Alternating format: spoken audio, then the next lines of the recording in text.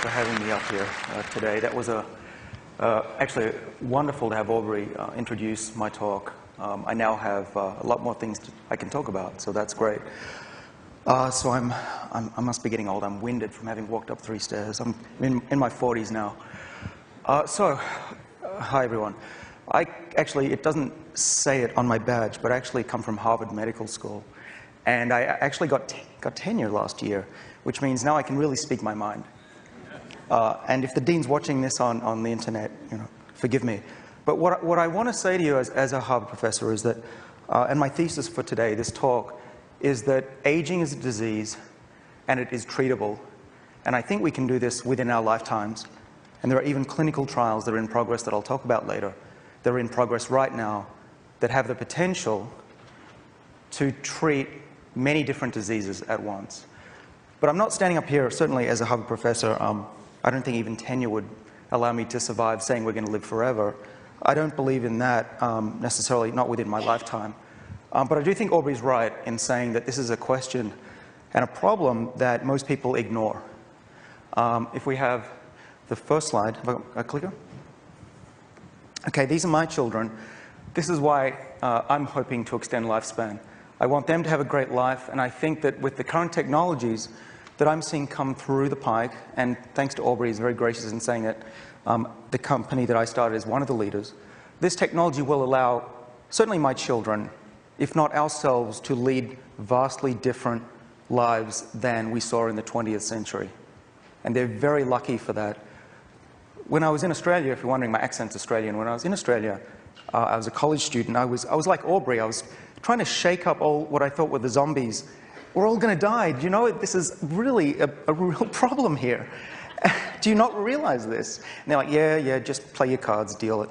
And then what I realized was that we might be the last generation in human history to experience a normal lifespan. And I was pretty pissed off about that. Of the 10,000 or more human generations in all time, we're the last ones, and our children are going to be the lucky ones? Well, so I'm not as selfish as I used to be. I'm trying to help global health, as I'll talk about. But in those days as a college student, I really wanted to bring the future technology into today. And maybe, just maybe, if I and others worked really hard and Aubrey recruited more people into the field, we could have a big impact. And within our lifetimes, we would see these changes. And I'm here to tell you today that they have gone so much better. The technology is so much further than I really thought I would ever see in my lifetime. And it just blows me away. So let me tell you about what's happened over the last 20 or so years. You're wondering, what has this got to do with aging and drugs? Well, I spotted this button in the elevator on the way to my room just now. And it reminded me that, well, I'm not sure what this does, and I certainly don't want to press it. Bad things might happen. But my point is that what I try to teach my students and people I come in contact with all the time is try to think differently. Differently in a way that you might think is completely opposite. So Aubrey was talking about, let's just think, what if we could really do something about aging? What would that mean for the world? What would it mean for individuals? For example, in my lab, we used to have a map of the world that's upside down.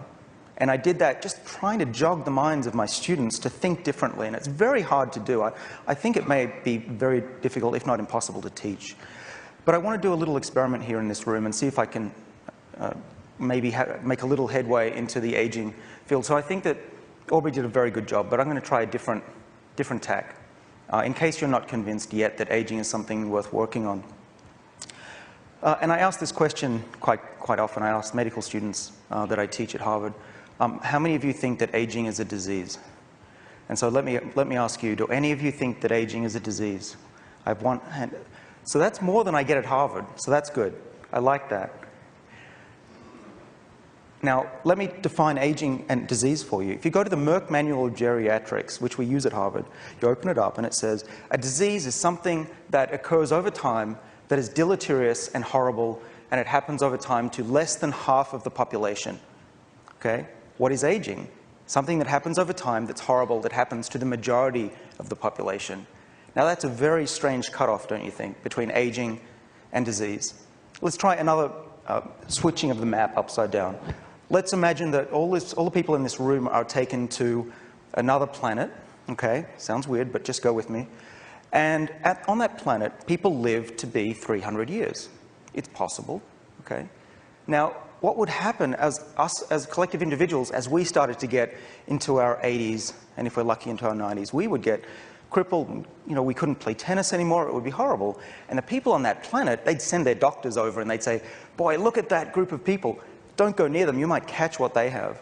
Okay, so apparently aging, it depends on the health and lifespan of your neighbors. So I'm here today to tell you that I believe very strongly that aging is a disease. Now, why would that be a big deal? Now, Aubrey's right. What this means is that if you think about aging as a disease, you actually work towards treating it. And that really makes a difference. In the NIH budget, okay, so it's many billions of dollars, 0.06% of the NIH budget is given to studying the basic biology of aging. And I think it's because most people don't think of aging as a disease. It's something natural, something that's supposed to happen. And God forbid we might overpopulate the planet, which, by the way, is not the case. It turns out if we were to stop aging right now, which we couldn't, but if we could, the rate of population growth would be less than the rate of immigration right now. But that's another discussion. But I want to talk about thinking differently about aging. So Aubrey used a similar analogy, and I'm going to take it one step further. I too agree that our bodies are machines, like this car that's worn out, but I think that this is an old view about aging and biology in general. It's the Newtonian view of humanity. What we've been missing for the past, well, up until about 20 years ago, was the fact that our bodies have extraordinary amount of self-repair, and Aubrey did mention this. But I'm going to tell you about the identification of the genes that actually control these repair processes. We call these things longevity genes. Okay, and there's a whole family of them. There's probably about 20 or more of major genes that control aging in simple organisms like worms and flies and yeast. And we find these genes in our bodies as well. And there's increasing evidence, I would say it's nearly indisputable, that these genes also control our health and how susceptible we are to diseases. Now, there's another reason for thinking that we might be able to tackle aging. And I think many of you have heard of this diet called caloric restriction. And lunch is coming up, so I hope I don't ruin it for anybody. But this diet is essentially you have about 40% fewer calories than what you would naturally be recommended. And this really means you have to be hungry for most of your day. Some people think it's likely to extend lifespan. It certainly works well in rats. It was shown back in 1935 that it delays aging tremendously. It's the best way we know to prevent cancer in animals. And it works in things like little worms and flies, even fish, spiders. And some people believe it's going to work in humans. Now, we don't know if it will work. It's a long experiment. Unless we get tens of thousands of people doing this, which we haven't, we can't really test this easily. But some people do this. And I know Paul McLaughlin, he's the president of the Calorie Restriction Society. You can go online if you'd like to check out their recipes. Mostly it's salads. I tried it for about a week, by the way, and gave up. It's horrible. And they say that if it doesn't extend your lifespan, at least it'll feel that way. So I was involved in the early to mid-1990s at MIT as a young student in the lab of Lenny Guarente, and we were trying to understand why do organisms grow old and if we could do something about it. And in those days, working on aging was pretty much considered a career-ending maneuver. And I bet my PhD supervisor, thought he'd never hear from me again, because it really was crazy talk to be working on genes that control aging. But what actually happened was that the lab that I was in, Lenny Guarente's and others, like Cynthia Kenyon, Gary Rufkin, these are all legends in the field now, they discovered that you can make a single genetic change in one single gene and double, in some cases triple the lifespan of an organism in the lab, like a worm or a yeast cell. And there's a group of genes that I work on, which became known as the sirtuins. And they are shown in the next slide. They came originally from studies of yeast cells. So believe it or not, the little yeast that you sprinkle in your bread or when you make beer, these actually have a lifespan. They live about 20 divisions, which is about 10 days. And the goal was, in the 1990s, to figure out what are the genes that control how long they live. Now, we actually found a set of genes which I mentioned, called the sirtuins. And those are the genes that I'm going to talk about today. The sirtuins actually turn out to be part of a regulatory network within our bodies and in animal bodies and even within yeast that control the organism's health during times of adversity. So if you stress these yeast cells, and the one up there, the big yellow one, is an old yeast cell. The pH is low, so it's staining yellow. So if you stress these cells, these sirtuin genes come on and protect the organism and make it live longer. And we now know that if you don't have these sirtuin genes, calorie restriction, this diet doesn't work effectively. And in some cases, it doesn't work at all. So we really think that these sirtuin genes are major players in mediating these health benefits of this diet, calorie restriction. Not just in yeast, but now we've seen it's true for worms and flies and even mice. So what does this mean? It means actually that we have, first of all, a handle on how calorie restriction works. And it also means that once you understand how it works, you might be able to find ways to intervene. So here's just the paradigm that we have now. This is really a paradigm shift if Kuhn ever saw one. This is how we think that aging is regulated. Up the top is diet and exercise. If you don't eat, let's say overnight, you wake up in the morning, you have more sirtuin activity. These genes are switched on. Conversely, if you eat a hamburger, I was going to say a company's product name, but if you eat a hamburger, you will temporarily, and if you get obese, for a long time, permanently turn off these longevity genes. So your diet actually controls these pathways.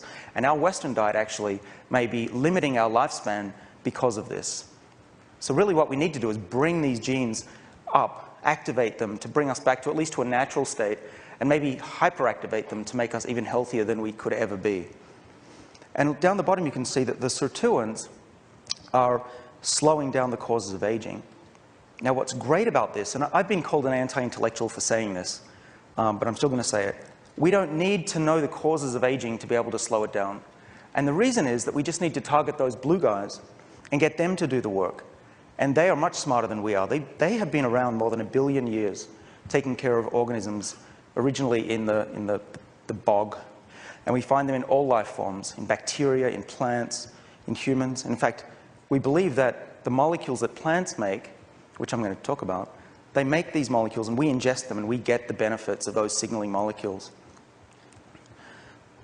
So wouldn't it be great if we could find a drug that could activate these longevity pathways like the sirtuins?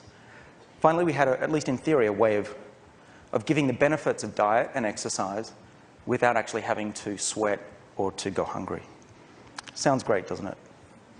Well, this is what we embarked on in my lab at Harvard back in 2002. And we've made some inroads.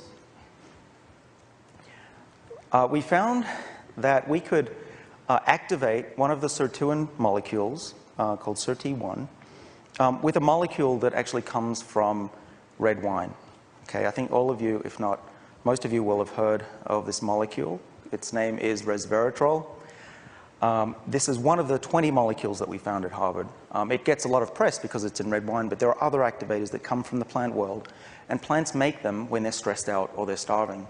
We believe that when we ingest those plants, we get that signal of adversity in the environment.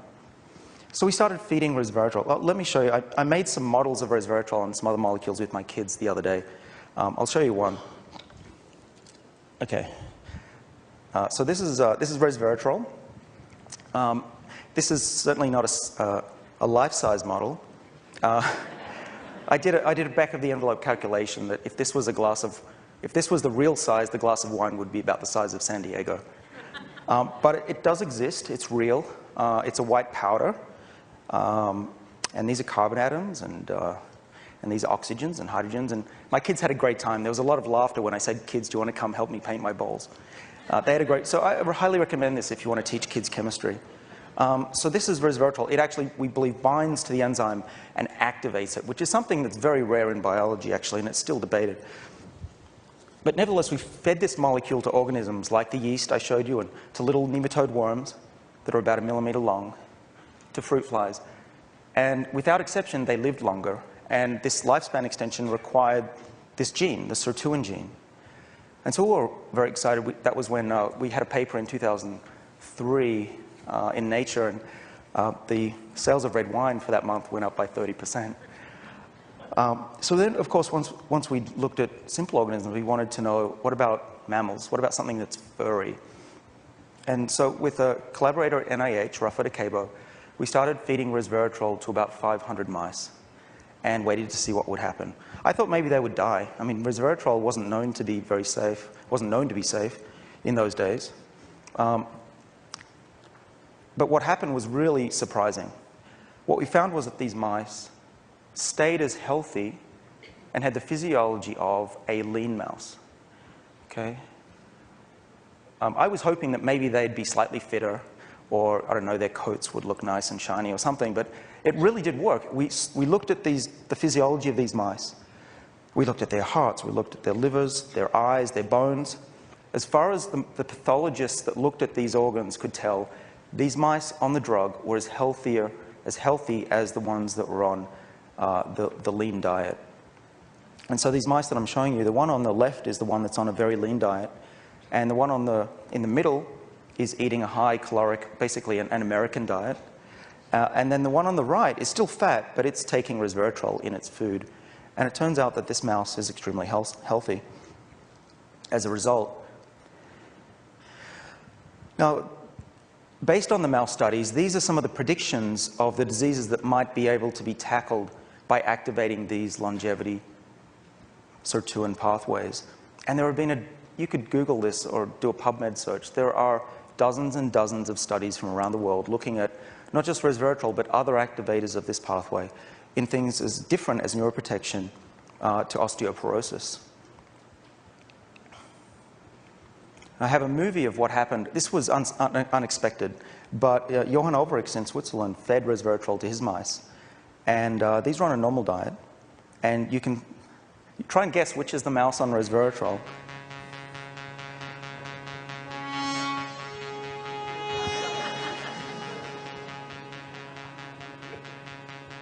Can you tell? Actually, the one on the right looks better as well. But obviously, it's the one on the right. Turns out that if you do this on dozens of mice, they can run twice as far without ever having gotten tired. So there's a huge endurance effect as well. And when Johann's lab looked at the muscle of these mice, they were more like a Lance Armstrong. They had huge amounts of mitochondria, little power packs that make energy in muscle. So really, these were getting the benefits of exercise without ever having to exercise. And so Mark kindly mentioned a company that I co-founded in 2004 called Citrus Pharmaceuticals. I still consult there, but now Glaxo owns the company. They bought it, and I say this number because it shows how serious they are. They bought it for nearly $750 million with a B. And that number is astounding for any biotech company, but it's even more astounding for a company that works on aging. And really, a lot of colleagues in the field wrote to me or called me up and they said, finally, aging research has come of age when a large pharmaceutical company like GlaxoSmithKline will take a bet on aging research. And I sure hope it works out. Because if it doesn't, it may set us back a while in this field. But these guys, the guy on the left is Andrew Whitty, the CEO, and Monsef Slawi, the head of research and development. They really have guts. But they do believe, and as I do, is if this works, you could really change medicine. I'm launching a non-profit site as part of this conference. This is not a promotion because it's non-profit and I'm just paying it out of my pocket. But this is a site that's designed to collect information and distribute information about resveratrol, because I get emails every day from people saying, how much should I take, where do I get it? And it's a real mess. You probably have seen me on the web maybe, up there with Dr. Oz and Barbara Walters. We don't endorse this product. We don't endorse any products, but I do want to educate the public, and that's one way to do that. And there's a free book that I wrote with a colleague of mine at Harvard, Mark Boguski. So what I do want to end with in the last few seconds that I've got is to tell you that we've gone a long way from red wine. Now, the media, I shouldn't say the media. Now, some reporters get excited about the red wine story. It's a good story, right? It's an excuse to drink red wine. But actually, GlaxoSmithKline and Citrus have taken this way beyond resveratrol. They now have molecules that are 1,000 times more potent. They've gone through animal studies. They work in diabetes and dry eye and cataracts, a whole list of things, even inflammatory bowel disease. The same molecule is working in all these different diseases, which I think is a first in medicine. We'll just see if they work in humans, and actually Glaxo has now pledged many tens of millions of dollars to run clinical trials in humans. The one that's biggest right now is in type 2 diabetes, not aging. That's not something they're interested in right yet. But type 2 diabetes is a trial that's ongoing throughout Europe and Russia. And we'll know over the next, well, I better not say because I'm not allowed to speak about timelines, but let's say in the next few years, we'll definitely know the results of these studies. Okay? And I think just if we take a quick step back, the idea that somebody could talk about an anti-aging drug that could be prescribed to a patient, say for type 2 diabetes, and you turn over the page and look at all the side effects. Side effects include, fewer cataracts, it'll protect you against heart disease, osteoporosis, and it may improve your sex life too. Are you okay with that? And I think that these drugs will eventually permeate society when they come on the market. They'll be much cheaper for the third world, developing world. The molecule looks like this. This is the drug. You can see it's not resveratrol. It's very different. It's very beautiful, actually. That's a sulfur atom up there in yellow. And this is the one that is in humans, or a very similar one is in humans, in people right now, to treat their disease. And I'm sure hoping it works, because it really could be a big deal for the world. And I want to thank you for your attention today and for inviting me.